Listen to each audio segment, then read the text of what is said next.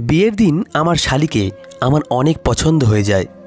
বিয়ের রাতে আমি আমার বউকে একটা ঘরে বন্ধ করে দিই আর শ্বশুরবাড়িতে বলি যে আপনার মেয়ে অন্য ছেলের সাথে পালিয়ে গেছে, আর বলি তোমার ছোট মেয়ের বিয়ে আমার সাথেই দিয়ে দাও, না হলে আমি আপনাদের নামে কেস করে দেব।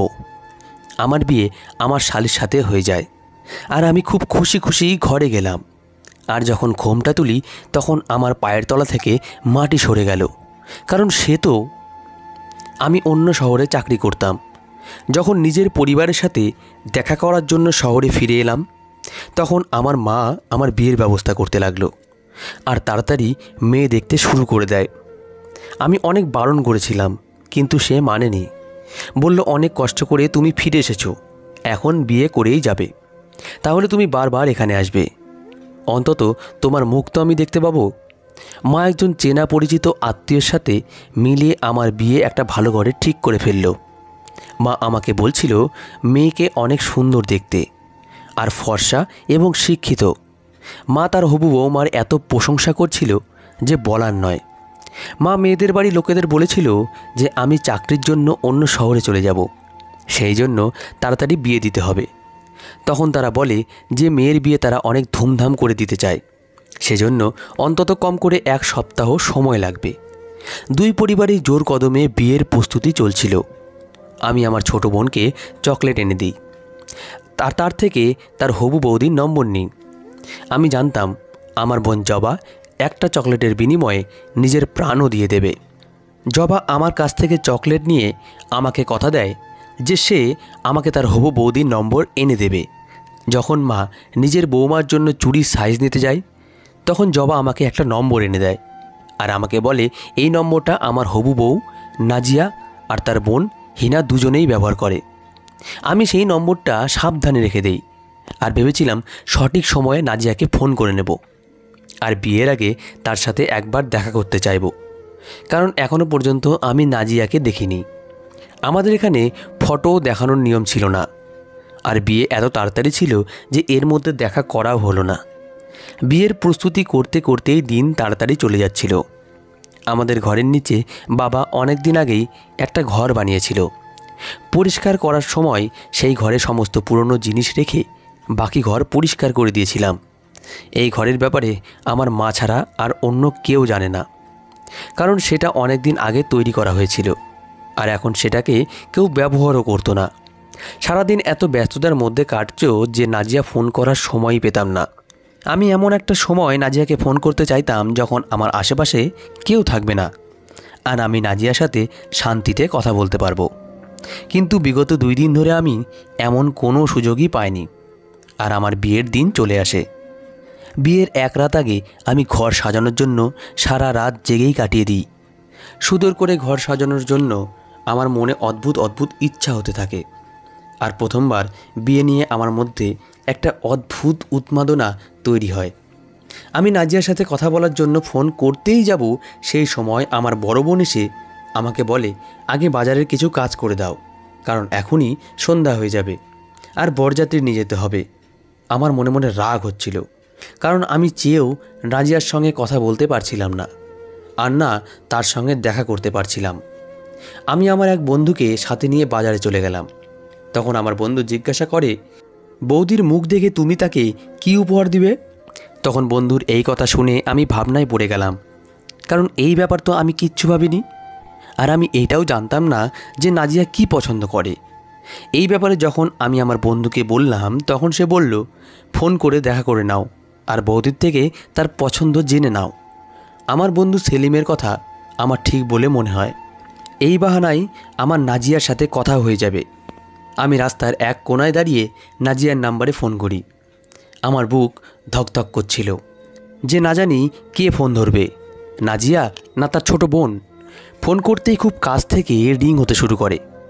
আমি ঘুরে দেখি তখন 2টো মেয়ে একটা পার্লারের পাশে দাঁড়িয়েছিল। তাদের মধ্যে একজনের হাতে ফোন বাজতে থাকে। আমি সেই মেয়ে দুটোর দিকে তাকিয়েছিলাম। তার মধ্যে যখন একটা মেয়ে ফোন তুলে হ্যালো বলল, তখন সেই আওয়াজ আমার ফোনের মধ্যে শুনতে পাই। আমি অবাক হয়ে যাই। আমি একটু পিছিয়ে গিয়ে কথা বলার চেষ্টা করি আর অনেক মন দিয়ে সেই মেয়েদের দেখতে থাকি। তারা আমাকে দেখেনি। যে মেয়েটা ফোন তুলেছিল সে অনেক সুন্দরী ছিল। প্রথম দেখাতেই আমার তাকে ভালো লেগে যায়। আমি মন থেকে প্রার্থনা করি যেন এই মেয়েটাই নাজিয়া হয়। সে ফোন তুলে জিজ্ঞাসা করে, আমি কে? আমি বলি, আমি জাহির, কথা বলছি। এই কথা শুনে কিছুক্ষণের জন্য চুপ হয়ে গেল। সে তারপর বলে, আমি নাজিয়ার বোন হিনা। এই কথা শুনে আমার মন খারাপ হয়ে গেল। সে তার পাশের মেয়েটাকে ইশারায় কি যেন একটা বলল। সে হয়তো নাজিয়া ছিল। আমি একবার নাজিয়ার দিকে তাকাই। তখন মনে হলো আমার মন ভেঙে যাবে, কারণ হিনার সামনে নাজিয়া দেখতে মোটেও ভালো লাগছিল না। তারা ইশারায় নিজেদের মধ্যে কথা বলছিল, আর নাজিয়া মাথা নাড়াচ্ছিল। আর তারপর হিনা আমাকে বলে যে নাজিয়া এই সময় তোমার সাথে কথা বলতে চায় না। সন্ধ্যাবেলা তোমাদের দুজনের বিয়ে, সেই জন্য সে লজ্জা পাচ্ছে। যদি তোমার কোনো জরুরি কথা থাকে তবে আমাকে বলতে পারো। আমি এত উদাস হয়ে গেছিলাম যে কিছু না বলে আমি ফোন কেটে দিই আর সেখান থেকে চলে যাই। কিছুক্ষণ পরে আমার আবার ফোন বাজতে থাকে। আমি দেখলাম হিনা আমাকে ফোন করেছিল, কিন্তু এই মুহূর্তে আমি কারোর সাথে কথা বলতে চাইছিলাম না। আমি উদাস হয়ে নিজের ফোন বন্ধ করে দিলাম। বোনের জন্য কিছু জরুরি জিনিস কিনে আমি বাড়ি ফিরে আসি। আমি মুখ দেখার নিয়মের জন্য কোনো জিনিস কিনিনি। আমি এটা বুঝতে পারছিলাম না যে মা কী দেখে নাজিয়াকে আমার জন্য পছন্দ করেছে, কারণ যত গুণ মা বলেছিল সেই সব গুণ তো আমি হিনার মধ্যে দেখতে পাচ্ছিলাম। যখন আমি বাড়ি পৌঁছালাম তখন সবাই বরযাত্রী যাওয়ার জন্য তৈরি হচ্ছিল। আমি ভাবলাম যে আমি এই ব্যাপারে বড় বোনের সাথে কথা বলবো, কিন্তু সে তার নিজের বাচ্চা নিয়ে এতটাই ব্যস্ত ছিল যে আমাকে দেখেই আরও কাজ ধরিয়ে দিল। অন্যদিকে আমার মা চিৎকার করে বলছিল, বরযাত্রী বেরোবে আর তুমি এখনও তৈরি হওনি। আমি বাধ্য হয়ে নিজেকে তৈরি করে নিলাম, কিন্তু আমার একটুও ইচ্ছা ছিল না। আমি তৈরি হয়ে বরযাত্রীর সাথে বেরিয়ে পড়লাম। অনেক ভালোভাবে নাজিয়াদের বাড়ির লোক সব গুছিয়েছিল। আত্মীয়রা অনেক কম ছিল, আর নাজিয়ার সাথে আমাকে 7 পাকে বেঁধে দেওয়া হলো। আমি একবারও নাজিয়ার দিকে তাকাইনি। আমার চোখ সব সময় হিনাকে খুঁজছিল, কিন্তু পর্দা থাকার জন্য আমি তাকে খুঁজেই পাচ্ছিলাম না। কেউই বরযাত্রীর ঘরের দিকে আসেনি। আমি নাজিয়াকে মায়ের সাথে গাড়িতে বসিয়ে দিলাম আর নিজে ড্রাইভারের সাথে বসে গেলাম। আমি নাজিয়ার মুখের দিকে তাকাইনি, আর না আমি তার মুখ দেখতে চাইছিলাম। আমি পার্লারের সামনেই ভালোভাবে তাকে দেখে নিয়েছিলাম, আর আমার মন ভরে গিয়েছিল। কিছুক্ষণ পর আমার মনে হচ্ছিল যে কোনো হিনাকে ছেড়ে দিয়ে নাজিয়াকে আমার জন্য কেন বেছে নিয়েছিল। এর হয়তো একটাই কারণ ছিল যে নাজিয়া আর হিনা সৎ বোন ছিল না। হিনা নাজিয়ার মামার মেয়ে ছিল, আর মামার মৃত্যুর পর নাজিয়ার বাবা তাকে নিজের বাড়িতে বসে থাকে। হয়তো সেই জন্য বিয়ের জন্য নাজিয়ার কথা আগেই ভেবেছিল। কিন্তু সে যাই হোক, আমার মনে হচ্ছিল যে আমি তাড়াহুড়োই ভুল সিদ্ধান্ত নিয়েছিলাম।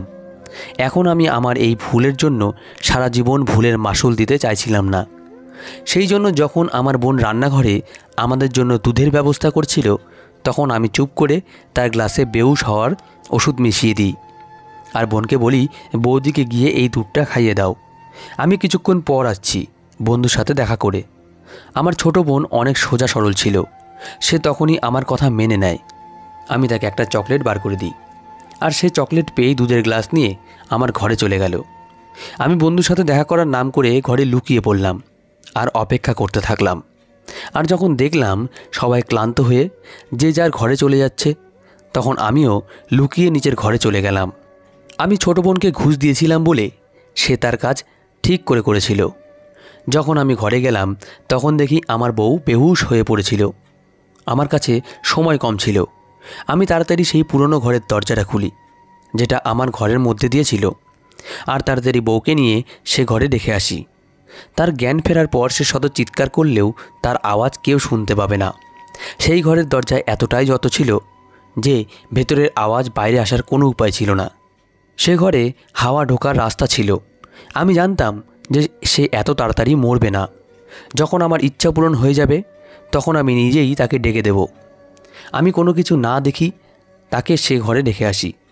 আমার ভয় ছিল যে না জানি কেউ আমার পিছনে ঘরে না চলে আসে। সে ঘরের দরজা ঠিক করে বন্ধ করার পর আমি আমার ঘরের কার্পেট ভালো করে আবার পেতে দিই, আর যেভাবে ঘরে গিয়েছিলাম সেইভাবেই ঘর থেকে ফিরে চলে আসি, আর ঘরের বাইরে বেরিয়ে গেলাম। ঘরের বাইরে যাওয়ার পর আমি আমার ঘরের দরজা লক করে দিই আর ঘন্টা বাজতে থাকি। যেমনভাবে ছিলাম তেমনই দরজা খোলার জন্য আমার মা আসে আর আমাকে বাইরে দাঁড়িয়ে থাকতে দেখে রেগে যায় আর বলে, নতুন বউকে একলা ছেড়ে কোথায় চলে গেছিলে? আমি ভালোবেসে মায়ের কাঁধে হাত রেখে বলি যে বন্ধু রেখেছিল, আমরা দুজন মিলে চলো তোমার বৌমাকে দেখতে যাই, তুমি তো এখনও আমাকে তার মুখটাও দেখাওনি। তখন মা বলে, আমি কেন তোমার সাথে তোমার ঘরে যাব? কিছু তো লজ্জা করো, নিজে গিয়ে নিজের বউয়ের মুখ দেখে নাও। আমি জোর করে মায়ের কাঁধ ধরে মাকে ঘরে নিয়ে গেলাম। চলো আমরা দুজন একসাথে মিলে তোমার বৌমাকে দেখব। আমার প্ল্যান অনুসারে যখনই আমি আর মা ঘরে ঢুকলাম তখন মা দেখে চিন্তিত হয়ে গেল। সে নাজিয়া ঘরে ছিল না। মা চিৎকার করে সারা বাড়ির লোক জড়ো করে ফেলেছিল, কিন্তু নাজিয়া ছিল না, আর না তাকে খুঁজে পাওয়া যাবে। হঠাৎই আমি মাকে বলি, যখন এমন বাড়ির দরজার কাছে আসছিলাম তখন টাস্কি করে একটা মেয়েকে চলে যেতে দেখি। সে কি নাজিয়া ছিল? কিন্তু ট্যাক্সিতে তো একটা ছেলেও ছিল। আমার কথা শুনে আমার মা একদম অবাক হয়ে যায়। আমি নিজের সব আত্মীয়দের মনে এই কথাটাই ঢুকিয়ে দিই যে নাজিয়া তার প্রেমিকের সাথে পালিয়ে গেছে। কিছুক্ষণ পর সমস্ত বাড়ির লোকেরা বিশ্বাস করে যে নাজিয়া নিখোঁজ নয়, সে পালিয়ে গেছে। তখন মা নাজিয়ার বাড়ির লোককে ফোন করে সব কথা বলে দেয়। কিছুক্ষণ পর নাজিয়ার বাবা চলে আসে। সে এই কথা মানতেই রাজি ছিল না যে তার মেয়ে এমন কিছু করতে পারে। তার মেয়ের উপর তার পুরো ভরসা ছিল। তখন আমি নাজিয়ার বাবাকে বলি, আমি নিজে তাকে তার প্রেমিকের সাথে পালিয়ে যেতে দেখেছি। আমি তার সাথে খুব বাজে ব্যবহার করি আর সে সব কিছু মুখ বন্ধ করে বাধ্য হয়ে শুনতে থাকে। আমি নাজিয়ার বাবাকে হুমকি দিই যে সে তাকে খুঁজে আনুক, না হলে আমি তার বিরুদ্ধে কেস করে দেব যে সে সব জেনে শুনে তার মেয়েকে আমার সাথে বিয়ে দিয়েছে আর তার মেয়ে তার প্রেমিকার সাথে পালিয়ে গিয়ে আমার সম্মান নষ্ট করে দিয়েছে। নাজিয়ার বাবা একজন সম্মানীয় ব্যক্তি ছিল। সে আমাকে বোঝাতে থাকে যে বেটা, দাগ তোমার সম্মানে লাগেনি, এটা তো আমাদের বদনাম। আমি কখনো ভাবতেও পারি না যে আমার মেয়ে এমন কিছু কখনো করতে পারে। আমি রেগে বলি, একদিন পর আমার রিসেপশন, আমার সব বন্ধুরা আসবে, আমি তাদের কি বলবো? লোক আমার সম্বন্ধে কি বলবে? যে আমার বউ প্রথম রাতেই আমাকে ছেড়ে চলে গেছে। তোমার মেয়ে আমাকে বদনাম করে দিল, এখন তুমি কিছু একটা করো। আমার কথা শুনে চিন্তিত হয়ে নাজিয়ার বাবা আমার দিকে তাকালো যে সেই বা কী করবে। আমি সুযোগের সদ্ব্যবহার করে নাজিয়ার বাবাকে বলি যে সে আমার বিয়ে হিনার সাথে দিয়ে দিক, যাতে আমি লোকের সামনে বলতে পারি এটা আমার বউ। আমার কথা শুনে নাজিয়ার বাবার হুঁশ উড়ে গেল আর সে বলতে থাকে যে এটা কি করে সম্ভব? আমি কি করে তোমার বিয়ে হিনার সাথে দিতে পারি, যেখানে এখনও নাজিয়া তোমার বউ? আমি তাকে বললাম, আমি খুব ভালো করে জানি নাজিয়া আর হিনা নিজের বোন ছিল না, সেই জন্য নাজিয়ার অপরাধ ঢাকতে তুমি হিনার বিয়ে আমার সাথে দিয়ে দাও না। এই কথা সমাজে ছড়িয়ে যাবে আর আমার পাশাপাশি তোমার সম্মানহানি হবে। নাজিয়ার বাবা আমার কথা মেনে নেয় আর বলে, হয়তো এটাই এখন ঠিক হবে, যাতে আমাদের সম্মান বাঁচতে পারে। পরের দিনই হিনার সাথে আমার বিয়ে দিয়ে দেওয়া হয় আর আমি ভীষণ খুশি হই। একটা বড় আর মুশকিল প্ল্যান সফল হয়েছিল। আমি সারা জীবন এইভাবে নাজিয়ার সাথে জীবন করতে চাইনি। আমি ভেবেছিলাম যে হিনাকে বিয়ে করার পর আমি চুপ করে নাজিয়াকে যুক্ত করে দেব। যখন নাজিয়া সবাইকে সত্যি বলবে তখন আমি বলবো, নাজিয়া যার সাথে পালিয়ে গেছিল সে তাকে ছেড়ে দিয়েছে আর নিজেকে নির্দোষ প্রমাণ করার জন্য সে আমাকে দোষী বানাচ্ছে। হিনাকে বিয়ে করে আমি আমার সাথে বাড়ি নিয়ে এলাম আর সে ঘরে আমার জন্য অপেক্ষা করছিল। আমি একটু সময় নষ্ট না করে ঘরে চলে যাই আর দরজা বন্ধ করে তার কাছে চলে যায়। আমার মন খুশিতে লাফাতে থাকে। আমি যাকে ভালোবেসেছিলাম সে আমার শালি ছিল আর আমি অনেক কষ্ট, অনেক প্ল্যান বানানোর পর তাকে আমার বউ হিসেবে পেয়েছিলাম। হিনার জন্য সুন্দর একটি আংটিও কিনেছিলাম। যখনই আমি ঘোমটা তুলি তখনই আমার পায়ের তলা থেকে মাটি সরে যায়, কারণ হিনা নয়, নাজিয়া ছিল। আমার মনে হলো আমার পৃথিবী ঘুরে গেল। আমি অনেক অবাক হয়ে জিজ্ঞাসা করি, তুমি এখানে কি করছো? সে বলে, তুমি নিজেই তো আমাকে বিয়ে করে এখানে নিয়ে এসেছো। আমি নাজিয়ার করা অপরাধের সাজা ভোগ করতে এসেছি। আমি আশ্চর্য হয়ে জিজ্ঞাসা করলাম যে তুমি কে? সে বলল, আমি হিনা, যাকে তুমি নাজিয়ার বদলে বউ করে এনেছো। শ্যামলা দেখতে মেয়ে যাকে আমি নাজিয়া ভাবছিলাম সে আসলে হিনা ছিল। আমার মাথা ঘুরে গেল। আমার যার সাথে বিয়ে হয়েছিল সেই ছিল যাকে আমি দেখেই ভালোবেসেছিলাম। তাকে না দেখেই তাকে ঘৃণা করতে শুরু করি। আমি হিনাকে জিজ্ঞেস করি, তোমার মনে আছে বিয়ের আগে আমি তোমাকে ফোন করেছিলাম? হিনা অবাক হয়ে আমার মুখের দিকে তাকাতে থাকে। তখন সে বলে, তুমি ফোনে একে নয় নাজিয়াকে করেছিলে, আর সে ইয়ার্কি করে নিজের নাম হিনা বলেছিল। সে আমার সাথে একটু মজা করতে চেয়েছিল, কিন্তু আমি কথা না বলেই ফোন কেটে দিই। আর যখন দ্বিতীয়বার নাজিয়া ফোন করে তখন আমি ফোন বন্ধ করে দিয়েছিলাম। আমার চোখের সামনে একদিন আগের ঘরে যাওয়া ঘটনা মনে পড়ে যায়, যখন আমি হিনা আর নাজিয়াকে একসাথে দেখেছিলাম। হিনা বলেছিল যে নাজিয়া তার ইশারায় চুপ থাকতে বলেছিল, কিন্তু হিনা তাকে বারবার বারণ করেছিল যে উল্টাপাল্টা কথা না বলতে। কিন্তু নাজিয়া প্রথম থেকেই ভীষণ মজা করতে পছন্দ করত, সেই জন্য সে কোনো বারণ শোনে না, আর ইয়ার্কি করে সে হিনা হয়ে যায়। আমার মনে হচ্ছিল কেউ আমার উপর আকাশ ভেঙে দিয়েছে।